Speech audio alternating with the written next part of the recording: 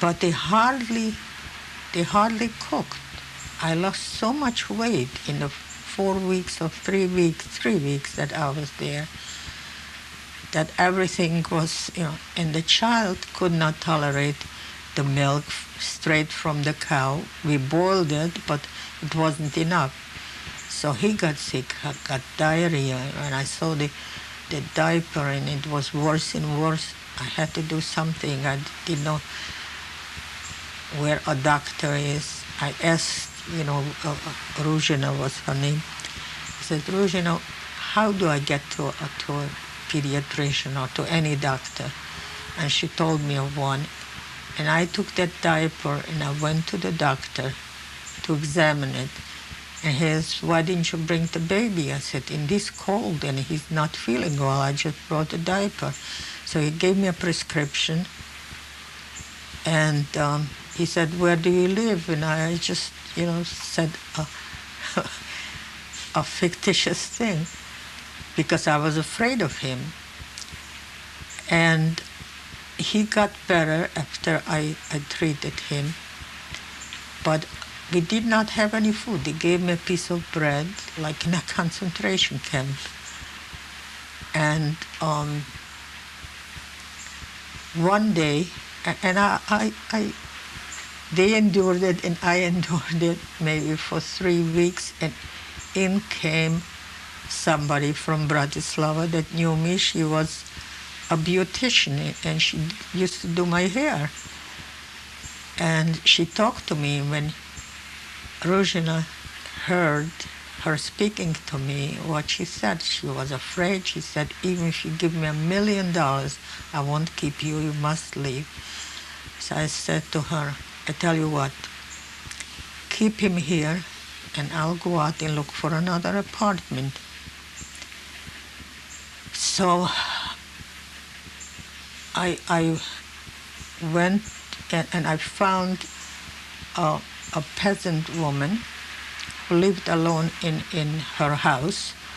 She was a widow, and she was tickled, to get me and the child.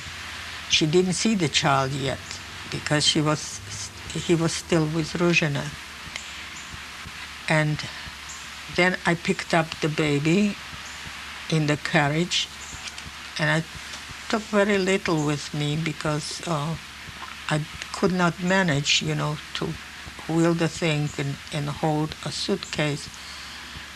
And when I came to the road where she lived, this was winter. The mud floors were frozen, and the carriage, the wheel came off from the carriage. And that's where I was thinking of that song in the play in Spain.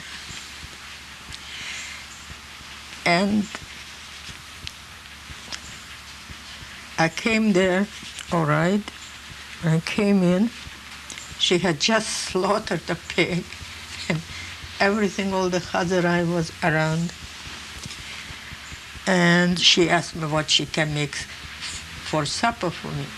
And I said, do you know what? I'm crazy about noodles. I said, do you have any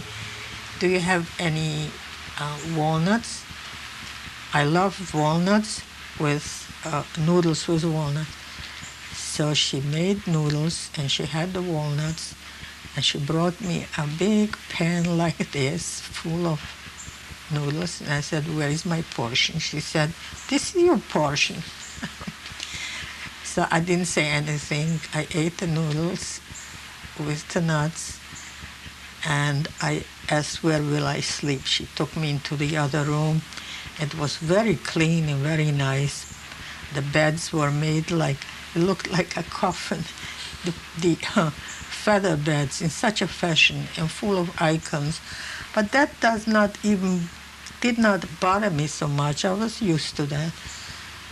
To see it, they used to carry the icons out on Easter. It was not new. But I said to her, you know what, I'll sleep in the kitchen. It's cozier. She said, okay, I'll sleep in the kitchen too. And she treated me to a nightcap, and I told her, no, I don't drink, so she did it for me too. And it was fine. In the morning, we got up, and I ate bread, and she gave me some milk, and I wanted to give Peter a bath, and I asked her, does she have anything? So she said she'll borrow from the neighbors at Trow. And I gave him a bath, and I changed him. And as I did that, a policeman knocked on the door. It was, I forgot to mention before that when I was looking for the apartment there, I was not sure if I can go to the police with my identification papers. So I went back to this doctor with the idea that maybe I will confess and he should tell me. And I told him who I was. So he said, I tell you what, you go to the sheriff, to the mayor of this little town, and he's a good man and he will help you. So I went to the mayor, and somebody from Bratislava was sitting with him. I had an idea that maybe that guy from Bratislava is also from the partisans or so, and it turned out it was right. So when he left, I told him who I was and what I want. And first he thanked me for the confidence, and he was very much surprised, that I came out straight. And he told me that his son is fighting the Nazis in the Czechoslovak Legion in England. And then I asked him, could I go to the police and register? So he said, show me your papers. And still I was afraid, maybe it's a trap, I showed him the papers. He said, it's okay. Here they are not so sophisticated. He said, you don't have to worry. And he he told me where the police is, and I went and I registered, and I came back. And now, while I was with a peasant woman, the second day, a policeman came and he said, I'm summoned to him again. So I didn't know what. I thought maybe he'll give me some privileges.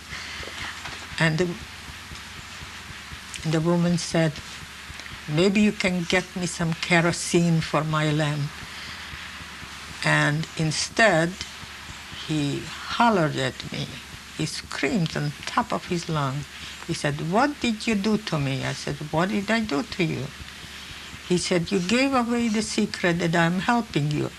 I said, why would I do such a dumb thing, and to whom? I said, the only person who I know who told me to come to you was Dr. Lotzina. We'll continue on the next tape. Okay.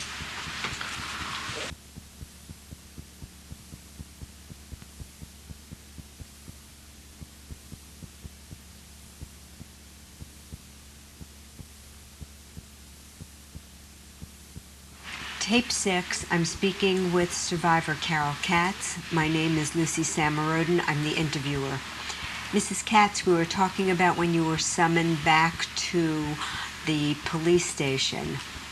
Do you want to continue from there? Yes. So on the way home, he also said,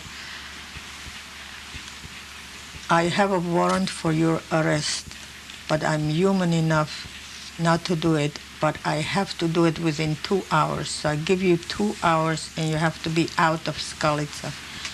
So I didn't know what to do first. I went to the station to ask what the connections are to Bratislava.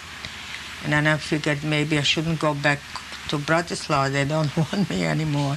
I'll go to to a different place, and I was thinking of a colleague from business school who was a very decent guy who lived nearby in